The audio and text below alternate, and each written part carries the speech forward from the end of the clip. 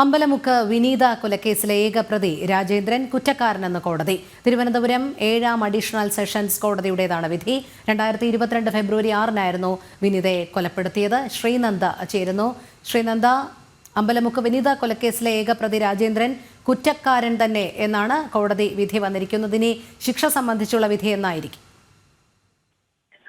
Rohini, Thiruvananthapuram 7ാം additional sections കോടതിയാണ് ഇപ്പോൾ കോടതി ജഡ്ജി പ്രസൂൺ മോഹനാണ് ഈ ഒരു വിധി ഇപ്പോൾ പുറപ്പെടുവിച്ചിരിക്കുന്നത്.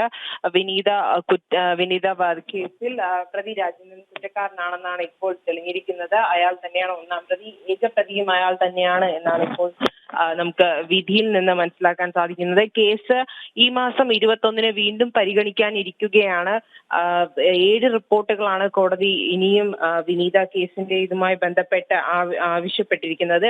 അതിനാൽ 7 റിപ്പോർട്ടുകൾ വന്നതിന് ശേഷം ഈ മാസം 21-ന് വീണ്ടും കേസ് പരിഗണിക്കുമെന്നാണ് നമുക്ക് മനസ്സിലാക്കാൻ സാധിക്കുന്നത്. പേരൂർക്കട അമ്പലമുക്കിലെ അലങ്കാരച്ചെടി വിൽപ്പന കേന്ദ്രത്തിലെ ജോലിക്കാരിയായ വിനീത കൊല്ലപ്പെട്ട കേസിലാണ് ഇപ്പോൾ പ്രതി രാജേന്ദ്രൻ കുറ്റക്കാരനാണെന്ന് കോടതി പറഞ്ഞിരിക്കുന്നത്. 2022-ലാണ് ഈ തിരുവനന്തപുരം നഗരത്തെ ഒട്ടാകെ ഞെട്ടിച്ച കണക്കിന് ഈ ഒരു കൊലപാതകം നടന്നിരിക്കുന്നത്.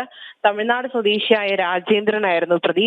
അന്ന് ഇയാൾ വേറൊരു സ്ത്രീയുടെ മാല പൊട്ടിക്കാൻ വന്നപ്പോൾ വിനീത ചെടി വിൽക്കുന്നത് കണ്ട് അങ്ങനെ വിനീതയുടെ അടുത്തേക്ക് ചെടി വിൽക്കാനെന്ന വ്യാജേന വരികയും വിനീതയുടെ മാല പൊട്ടിക്കാൻ ശ്രമിക്കുന്നതിനെ അത് എതിർത്തപ്പോൾ വിനീതയെ കുത്തി കൊലപ്പെടുത്തുകയുമായിരുന്നു. പിന്നീട് പോലീസ് ഇയാളെ അറസ്റ്റ് ചെയ്തു.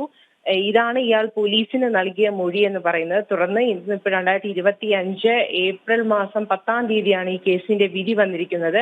ഈ മാസം 21-ാം തീയതി പൂർണ്ണമായ വിധി എന്താകും എന്നുള്ളൊരു ഇതിലാണ് കേരളം ഒട്ടാകെ തന്നെ നോക്കുന്നത് എന്ന് വേണമെങ്കിൽ നമുക്ക് പറയാവുന്നതാണ്. രോഹിണി, ശരി. ശ്രീനന്ദയാണ് വിവരങ്ങൾ നൽകിയത്.